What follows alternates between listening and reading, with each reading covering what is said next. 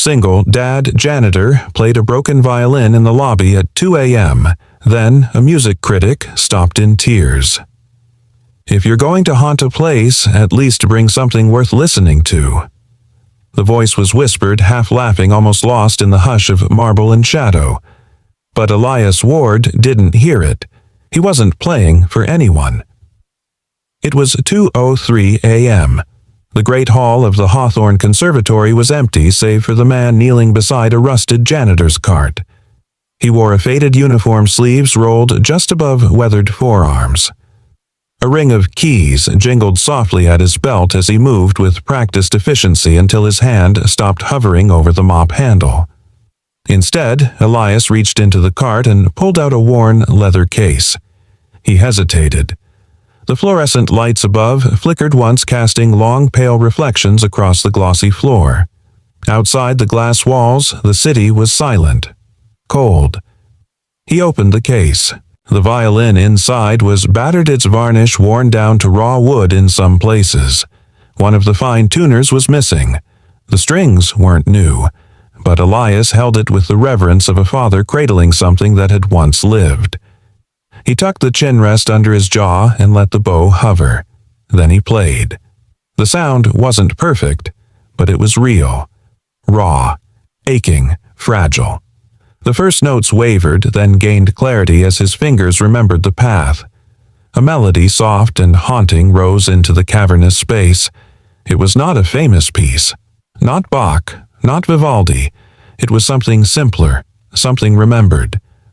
Lullaby. Halfway through the second refrain, his shoulders trembled. But he didn't stop. Behind the second-floor balcony rail, someone stood motionless. She had entered minutes earlier, shoes clicking softly across marble before she froze, trapped by the sound. Now she gripped the edge of the railing as if letting go might shatter the spell. Isabel Vance hadn't meant to be here. She'd left her meeting with the conservatory board hours ago, restless, frustrated. She didn't believe in ghosts. But this music, it felt like one. The janitor below never looked up. His eyes were closed. The melody floated upward, each note shaped by sorrow, by memory. Isabel's throat constricted before she realized why. She was crying. Not the dramatic kind. Not the kind with gasps or sobs. Just the slow, disbelieving tears that fall when something cracks in you unexpectedly because a stranger dared to play the truth out loud. Elias reached the final note. It hung in the air like breath on a cold window pane. Then silence. He lowered the bow, tucked the violin back into the case, and limped away. Isabel stepped back, breath shallow, pulse unsteady. She didn't dare follow. Not yet. The next morning, Elias stood beside the vending machines in the staff hallway, watching the coffee sputter into a paper cup. He looked like he hadn't slept. He rarely did. Morning Ward called a voice from down the hall. It was Felix, the building supervisor. Loud, friendly, clueless. Another quiet night of ghost mops and dust bunnies. Elias offered a tight smile. Best company I've had in years. Felix chuckled. You're lucky. I got a dozen violin prodigies upstairs keeping me up past midnight. I swear, one of them's practicing Paganini with a meat cleaver. Elias took his coffee and walked away. Meanwhile, across the city, Isabel Vance sat in a corner booth at a quiet cafe, staring at a blinking cursor on her laptop. Her editor wanted a column, a safe one. Profiles of Promise Meet Hawthorne's rising stars. She had a list of student bios in her inbox, notes from the dean, a program brochure. But all she could think about was him, the man with the mop and the broken violin. She didn't know his name, didn't know the piece he played, but the sound was still lodged in her chest like a splinter she didn't want removed. Her fingers moved, not toward the notes, but toward a blank page. The janitor who played My Soul Awake. That was her headline. The column poured out of her in one sitting. It wasn't a review, it wasn't criticism, it was a confession. He didn't play like a student. He didn't play like someone seeking approval. He played like a man remembering a voice he never wanted to forget. She didn't submit it under her name. Not yet. Just a pseudonym. Just a whisper. Back at the conservatory, Elias was scrubbing gum from the underside of a stairwell when Vivian Moray appeared beside him. The founder of the conservatory was 72 and dressed like a retired ballerina turned chess master. Long scarf, sharp gaze, deliberate silence. "You missed a spot," she said, pointing to nothing in particular. Elias looked up, startled. "Good morning, Miss Moray." She crouched beside him without asking. "Do you ever miss it?" she asked. He blinked. Miss what? Being heard? Elias didn't answer. His eyes flicked down to the brush in his hand. She stood again with a sigh. "You know, some people play to be remembered. Others play because they can't forget." Then she walked away. Elias sat still long after she left the scrub brush slipping from his hand. That night, something changed. When he entered the lobby at 2:03 a.m., the violin case was already sitting on the bench. Not in the cart, not in the closet, on the bench, waiting. He looked around. Empty. Still. He picked it up, and once again he played. This time a different melody. Slower, softer, tentative. Halfway through his fingers faltered, and from the darkness above a voice echoed softly only 2 words. "Don't stop." His breath caught. He looked up. No one. The lobby was empty. Only shadows and silence. He wasn't alone, and for the first time in years, he didn't want to be. The rain came late, soft, uncertain, as if the sky couldn't decide whether it wanted to mourn or just wash the day clean. Isabel Vance sat behind the fogged windshield of her car outside the conservatory, her hands gripping the steering wheel long after the engine had cooled. She hadn't planned to come back. Not tonight, not so soon. But the memory of that melody, the one the janitor played like it had been carved from his ribs, had followed her home like perfume clinging to skin. She hadn't been able to write about the students, or the upcoming gala, or the board's relentless insistence on reinvigorating the brand. She'd stared at her laptop for hours, deleted every sentence that felt safe. So she came back. Not for a story, for a sound. Inside the building, Elias moved quietly like always. His cart rattled slightly as he pushed it past the faculty lounge, past the auditorium doors to the glass atrium that overlooked the city skyline. Most nights he avoided the more public wings, but tonight felt different. There was a tension inside him he couldn't name, an ache that vibrated against the bones beneath his skin. He thought about the violin on the bench last night, about the whisper from the shadows. Don't stop. He hadn't told anyone, hadn't dared ask. He just played again. And when he did, he'd felt something shift like a lock he didn't know existed had quietly unlatched. Isabel stepped through the front entrance without a badge, her heels clicking softly against the marble. She didn't try to hide this time. If he was playing, she wanted to see him. But the lobby was empty.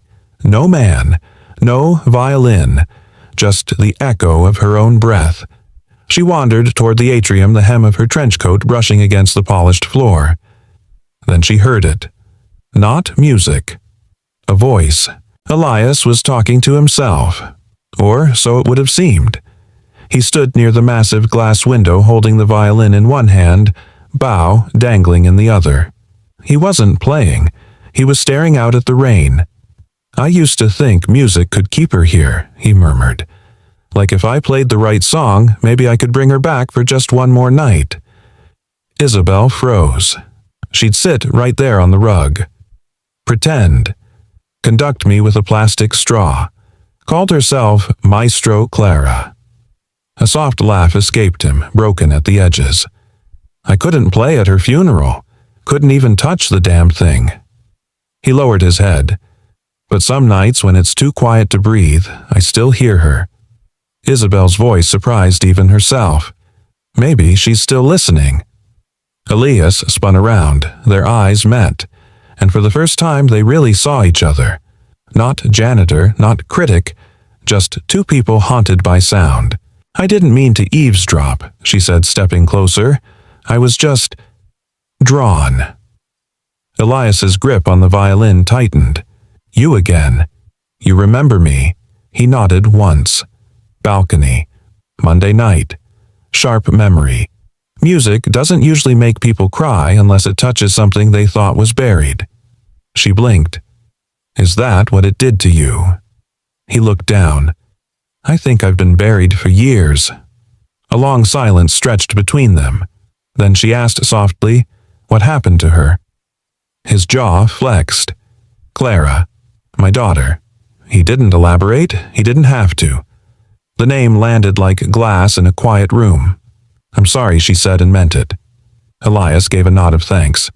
You're right. That caught her off guard. What? He pointed subtly to her leather bag. The notepad. The journalist badge. And the way you watch people like you're collecting pieces for later. Occupational hazard. Your column, he said. The anonymous one. That was you. She hesitated. You read it. I don't usually read much anymore.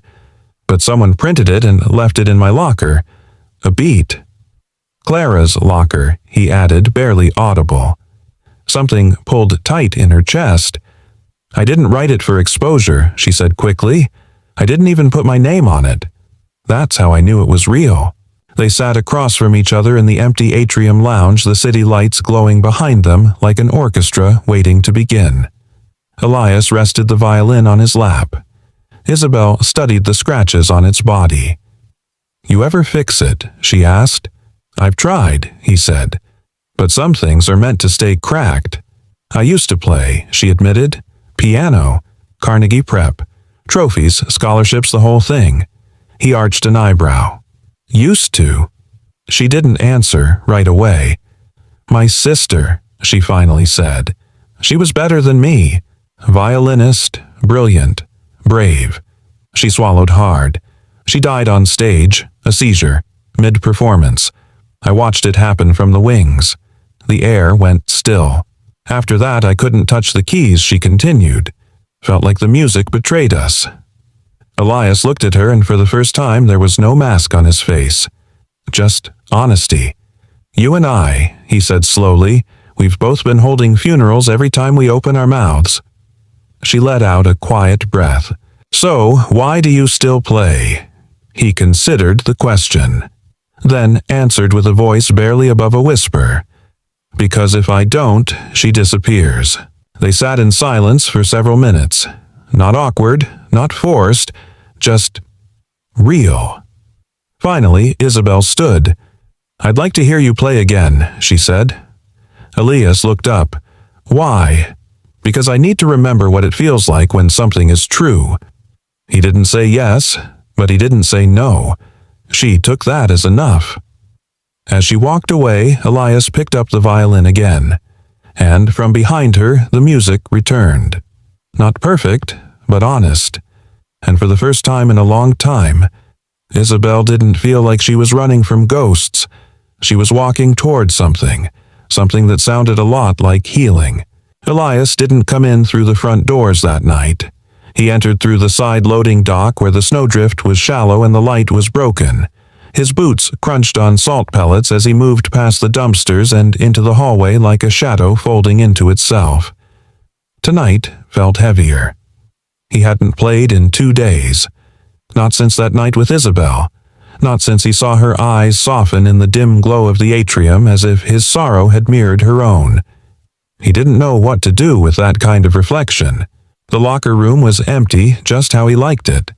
A row of dented gray lockers, a flickering overhead bulb, and the quiet drip of a sink that hadn't stopped leaking since October. He opened locker number 17. Inside, on the back wall, taped with yellowing corners, was a child's drawing. Crayon on faded construction paper. A stick figure man holding a violin beside a little girl with a wild swirl of yellow hair, both standing under a crooked rainbow. Above them, in careful block letters, me and Daddy. We sing even when it rains. Clara Elias stared at it the way a man might stare into the ocean, knowing if he stepped any closer it would pull him under. He sat down on the bench, elbows on knees, hands clasped so tightly they shook. Sometimes grief didn't shout. Sometimes it just sat beside you in a room and waited for you to speak first. Vivienne Murray entered without knocking. She never did. "Still here, Mr. Ward," she said softly, more observation than greeting. Elias didn't look up. "Depends how you define here." Vivienne stepped closer. "I heard you played again." He gave a quiet nod. "She heard you too." He turned. Who? Vivienne didn't answer. Instead, she leaned against the locker beside his. "I saw you once," she said before all this. "You were playing at a hospital fundraiser. Clara was about 5. She kept tugging your sleeve between phrases, trying to get your attention." Elias allowed a faint smile. "She wanted me to play Twinkle, Twinkle in the middle of Bach." "She didn't care about Bach," Vivienne said. "She cared about you." Elias's expression dimmed again. "You never asked why I hired you," she said after a pause. "A man with a Juilliard background cleaning baseboards, I could have hired 10 others. I didn't want favors." "You didn't get one," she said. "You got a second chance you weren't ready for. But I think you're getting close." He looked up. "Close to what?" "To forgiving yourself." Isabel stood in the music library flipping through old concert programs she wasn't really reading. Her phone buzzed beside her. A text from her editor. "Where are you with the conservatory profiles? You're 2 days past deadline. Need the next piece today." She silenced it. Then her eyes caught a photo on one of the pages. It was a charity concert poster. Hawthorne Winter Gala, featuring Elias Ward Violin. The date, 6 years ago. The same name. Same face, except smiling, unburdened. His arms around a little girl whose blonde curls looked like rays of sunlight. Clara. Isabel's fingers hovered over the image. Then she whispered to herself, "You weren't always the ghost." Later that night, Elias walked into the atrium. The lights were low. He hadn't brought the violin. But on the bench, exactly where it had been left before, sat a small envelope. No name. He picked it up. Inside was a page torn from a notepad folded neatly. He unfolded it slowly. "Play it again. The one that breaks hearts. I think mine's ready now." He stared at it for a long time, heart thudding with something that wasn't quite fear and not yet hope. Then, as if led by an unseen current, he turned and walked back to the locker room. He opened locker 17, reached past Clara's drawing, pulled out the case. He carried it like a prayer back to the atrium, and this time when he played, he didn't close his eyes. Isabel heard it from the hallway. She didn't enter. Not yet. She leaned against the wall, hand resting over her chest as if to keep her heart from breaking in half. The melody was different this time. Fuller, stronger, still aching but with a quiet courage beneath every note. He's not playing just for her anymore, she realized. He's playing to be heard. After the last note faded, Elias lowered the bow slowly. And then he saw her, standing in the corridor beyond the glass doors, arms folded, hair damp from the snow. "You came back," he said, his voice quiet. "I never left," she replied. "I just didn't know where to sit." He opened the door and let her in. They sat side by side on the atrium bench. Neither spoke for a long time. Then Isabel asked, "Did Clara ever hear you play that song?" "No," Elias said. "I wrote it the night after she died. I couldn't play it until now." She nodded. "Then maybe she's hearing it now." Elias looked at her eyes, red but clear. "I hope so," he said, "because for the first time I'm not playing to remember her." He paused. "I'm playing so she'll know I'm still becoming the man she believed I was." Isabel's breath caught. And in that moment, without a single tear falling, the two of them sat in a grief so shared it didn't feel like sorrow anymore. It felt like something sacred. The thing about grief is if you don't speak it, it starts speaking for you. In Elias Ward's case, it spoke through a broom. Each morning at Hawthorne Conservatory, as students in pressed uniforms carried violins and cello cases past him without eye contact, Elias pushed the broom like a priest, swinging incense slowly, deliberately, with a kind of reverence no one understood. No one but her. Isabel Vance stood just beyond the glass doors of the main studio, arms crossed, watching Elias sweep the marbled hallway with the same quiet focus he brought to a violin bow. She hadn't meant to come back 3 days in a row, but here she was again, drawn to a man who didn't speak unless it mattered and played music like it was a language the world had forgotten. "You know," she said, startling him slightly, "you sweep floors the same way you play, like it might save somebody." Elias didn't stop moving. "Sometimes it does." She tilted her head. "Save who?" He looked up, met her eyes. "Me." The honesty landed like a stone in her chest. "You ever feel like the world handed you sheet music for a life you didn't sign up to perform?" she asked. Elias leaned on the broom handle. "Every day since she died." Isabel nodded. "For me, it was the day my sister collapsed on stage." She stepped closer. "Eleanor was everything I wasn't, daring, loud, brilliant." And then silence. Elias didn't say anything. "You know what the worst part was?" Isabel continued. "I didn't cry. Not at the funeral. Not at the hospital. I just shut off. Like a piano with every key glued down." "You shut down," Elias said softly, "because if you let one tear out, the whole damn symphony might start." She blinked, caught off guard. "Exactly." Elias nodded toward the hallway. "Walk with me." They walked slowly past practice rooms echoing with arpeggios and timid scales. Students passed them without notice, 2 ghosts in a temple of performance. "You still play?" Elias asked. Isabel shook her head. "Haven't touched a piano in 10 years. "Why?" She hesitated. "Because every time I sat down, I heard her." He looked over. "And now," she sighed. "Now I think maybe I want to hear her again. Just not alone." They reached the end of the hallway where the old chapel had been converted into a storage space. Elias stopped in front of a double door and pulled out a key. "Come on," he said. "I want to show you something." Inside was a mess. Dusty chairs, broken music stands, crates labeled "Do Not Use."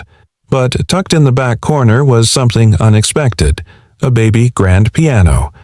Its legs scratched, its keys slightly yellowed. "You kept this here?" she asked. "It was Clara's favorite," he said. "Said it had a warmer sound, like it remembered people." Isabel moved toward it as if approaching an old friend she thought had died. She ran her fingers across the lid. Elias watched her, not rushing. Finally she sat. Her fingers hovered over the keys. Trembled. She pressed one. Just one. It echoed through the room like a memory returning home. Elias knelt beside a nearby crate and opened the battered violin case. The scent of rosin and old wood filled the air. He stood, and without a word they began to play. It wasn't polished. It wasn't perfect. But it was honest. The melody they built was slow, cautious. Her left hand testing simple chords. His bow finding breath between hesitation. And then something shifted. Their griefs began to speak to each other. Her sadness shaped the structure. His loss gave it color. By the time the last note faded, they weren't crying, but neither could quite breathe. Isabel turned to him. That wasn't a duet. That was confession. Elias smiled barely. "Then I guess you're the first person I've confessed to in years." She stood slowly. "You're not just a janitor, Elias." "I never was," he said. "But it was easier to disappear if I pretended I was." Later that day, Isabel sat in her hotel room staring at her laptop again. The cursor blinked like it had something to say. This time, she let it speak. Ghosts don't always wear white sheets or rattle chains. Some of them push mops. Some of them play music so quietly you only hear it if your own soul has gone quiet too. She stopped, reread the line. Then she added, "His name is Elias Ward, and if music has saints, he might be one of them." She didn't send it. Not yet. Some truths deserve to be held a little longer before being shared with the world. That evening, Elias returned to the storage room alone. He didn't play. He sat beside the piano, hands folded. and then he whispered as if to someone invisible. Clara. Maybe I was never silent. I just forgot what my voice sounded like. The room didn't answer, but for the first time in a very long while, Elias didn't feel like he was talking to a ghost. He felt like maybe, just maybe, he was being heard. If I fall off this roof, tell them it was your idea. Isabel's voice broke the stillness like a laugh in a church, half joking, half nervous, entirely alive. Elias didn't look back. He stood at the edge of the rooftop of the conservatory, hands in the pockets of his faded jacket, gazing out over the city as snow began to whisper down in delicate spirals. He'd left the rooftop door unlocked that night, knowing, hoping she might follow. You'll be fine, he said quietly. Fear of heights only counts if you plan on falling. Very comforting, she muttered, stepping fully onto the gravel, pulling her coat tighter. What are we doing up here? He didn't answer right away. The skyline stretched before them in sharp silhouettes and golden windows. The distant hum of traffic below sounded like an orchestra tuning before the first note. Elias finally turned to her eyes, thoughtful. Up here. You can hear your own silence. Isabel raised an eyebrow. I don't usually enjoy being alone with my silence.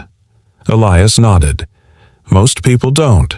It says things we work hard to drown out. She folded her arms. And what does yours say? He turned back to the city. That I'm not finished yet. They stood in quiet for a moment that held more than words could. Then Elias took the worn violin case from beside the wall, opened it, tuned it by ear. No stage lights, no warm-up, just cold fingers and a slow breath. He began to play. Not for anyone, not even for Clara. This time he played for himself. The melody wasn't loud or showy. It moved with restraint, like a memory reintroduced slowly so it wouldn't break him again. It was written in a minor key, but it wasn't mournful. It searched. Every note felt like a question he wasn't sure he wanted answered. Isabel watched him, not blinking. The way his face changed mid-phrase. The way he tilted the violin ever so slightly at the crescendo, as if coaxing it not just to sound, but to speak. I never understood how someone could play sorrow into a room, she whispered. But you don't just play it. You translate it. Elias didn't stop playing, so she walked closer. And without asking, she sat beside him on the ledge. Their shoulders didn't touch, but the nearness felt like a dialogue. When the last note died, neither moved. You know, Isabel said softly, this would be a beautiful story. Elias smirked. What? Depressed janitor plays violin on rooftop with emotionally unavailable journalist, more like two ghosts who stopped pretending to be alive and started trying. Elias exhaled slow. Trying's the hard part. The only part, she replied. He turned to her. Why do you really keep coming back? She met his eyes. Because you're the first sound I've heard in 10 years that didn't feel like noise. The words weren't romantic. They were real. Elias looked down at the violin, then at her, and before he could stop himself, he asked, Do you miss her? Isabel didn't ask who he meant. Yes, she said, every day, and not just the big things. I miss how she used to correct my posture when I played piano. I miss the way she rolled her eyes when I got sentimental. She paused. I miss being needed.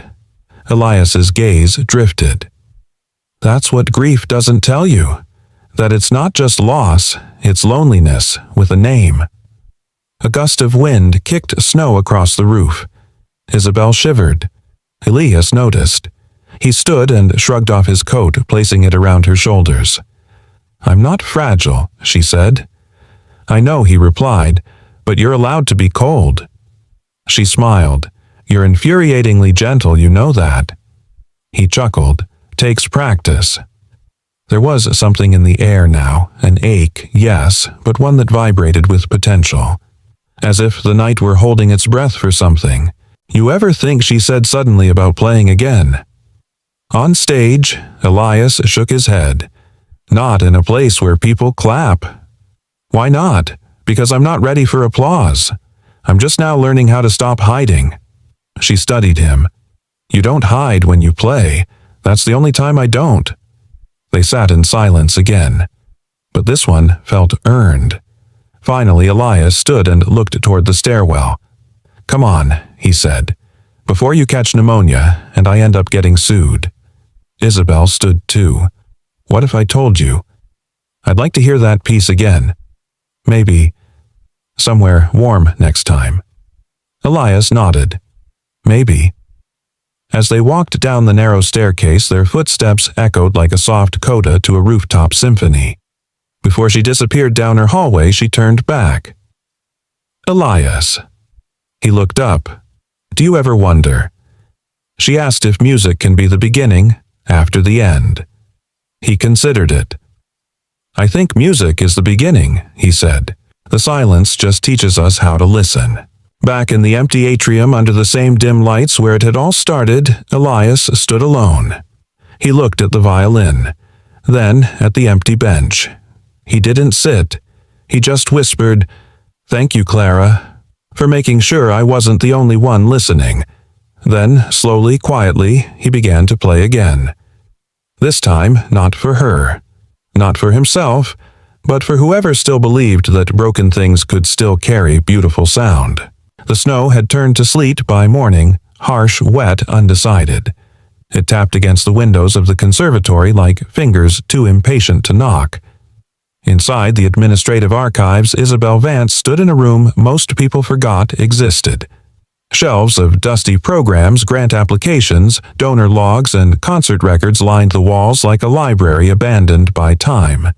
The air smelled of old paper and furniture polish. She wasn't supposed to be here, but something had been pulling at her since that night on the roof. The music, the silence after, and the look on Elias's face when he said, "I think I'm not finished yet." She was looking for answers. Instead, she found a name. It started with a box labeled Winter Gala 2017. She flipped through photo inserts and seating charts until she spotted a handwritten donor card tucked between pages. Her fingers froze. Scholarship inquiry. Ward Clara. Age 5. Daughter of Elias Ward. Talent early development violin. Recommendation Julian Vance. Her own last name. Her own father's signature. Isabel stared at the page like it might disappear if she blinked. It didn't.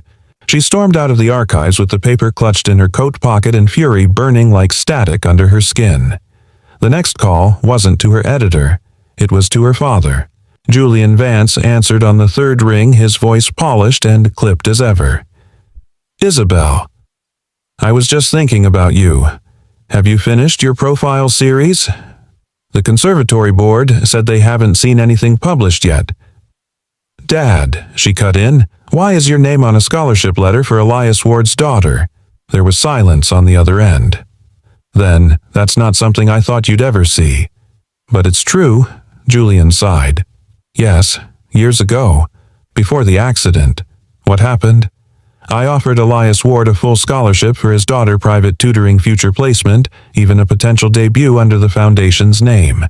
And he declined." Isabel blinked. "Why? He said he didn't want his daughter growing up as someone else's story." "That sounds like him," she muttered. Julian continued. "The problem was I'd already made arrangements. I'd promised donors her debut. When he backed out, everything unraveled. And then the fire happened." Julian's tone cooled. "Unrelated? Was it?" Isabel asked, her voice low. Julian said nothing. "You used a little girl as a pitch deck," she said. "And when her father wouldn't sell her off, you made sure he'd never get another invitation." "She died, Isabel," he said sharply. "That wasn't on me. But what came after was, he disappeared, took a mop, gave up music." Julian exhaled. "That man chose silence. That wasn't my doing." Isabel's voice broke. "Maybe. But you made sure the world wouldn't listen if he ever spoke again." Back at the conservatory, Elias stood in the courtyard brushing slush from the walkway.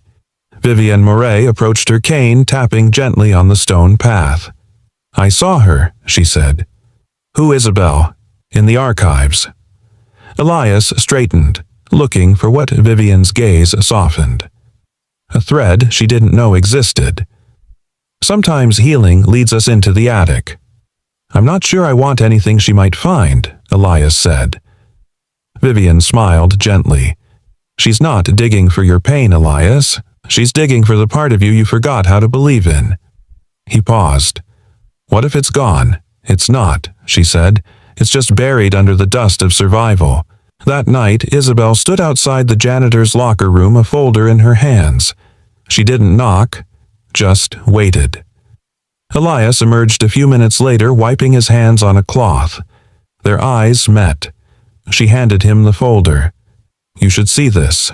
He opened it, read the letter, froze. The silence between them stretched like glass. Why now, he asked.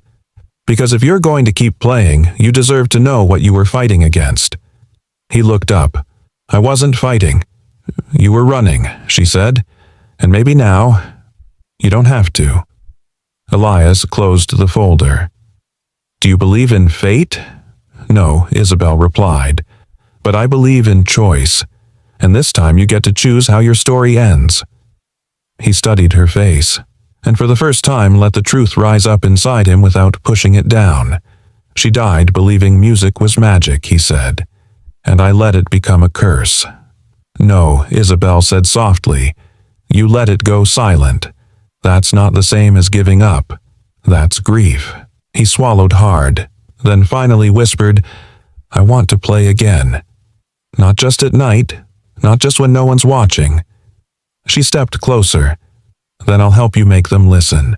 Later that evening, Elias stood in the same hallway where students often passed him by. Only this time he carried the violin case in plain sight. He didn't flinch when they looked, didn't shrink. He moved like a man reclaiming something that had once been stolen, not just his name, but the music inside it. They say grief comes in waves, but Elias Ward had lived long enough to know that sometimes it crashes like a flood. It started innocently enough. The conservatory was hosting a donor luncheon in the upper gallery, a tradition Elias typically avoided by scheduling his duties far from the catered smiles and polished pleasantries. But this time, Felix, the ever-cheerful supervisor, had twisted his arm. We're short on hands, he said. Just set up some extra chairs near the piano.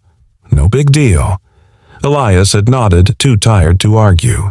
He didn't expect him to be there.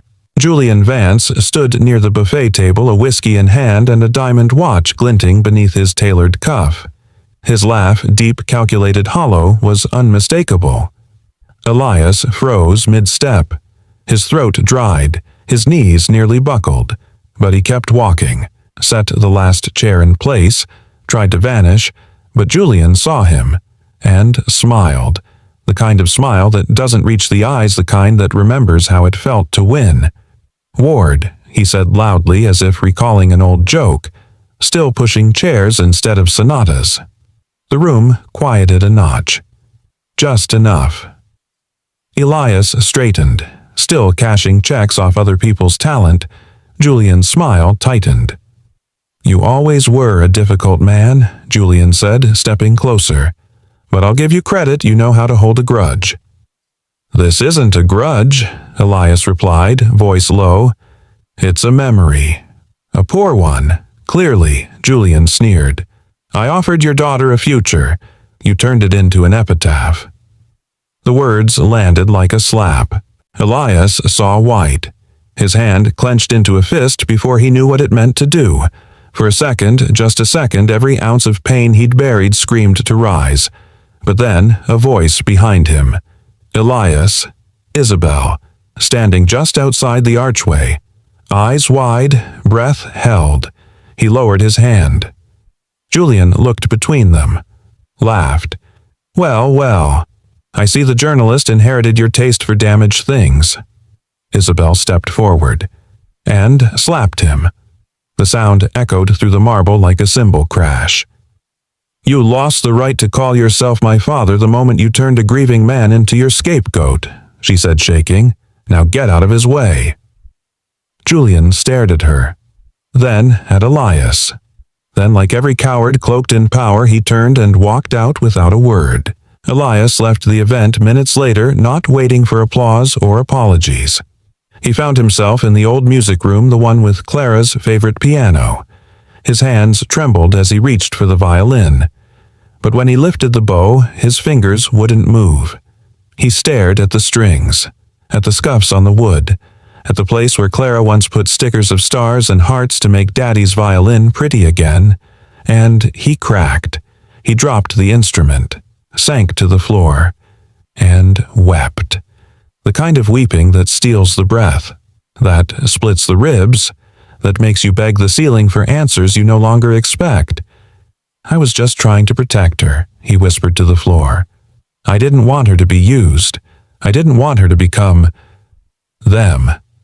But the silence only answered with ache. He stayed curled there for a long time, the violin untouched, the song unplayed. That evening, Isabel found him sitting on the conservatory steps, staring out at the empty courtyard, snow falling again just enough to coat the stone like memory. She sat beside him, didn't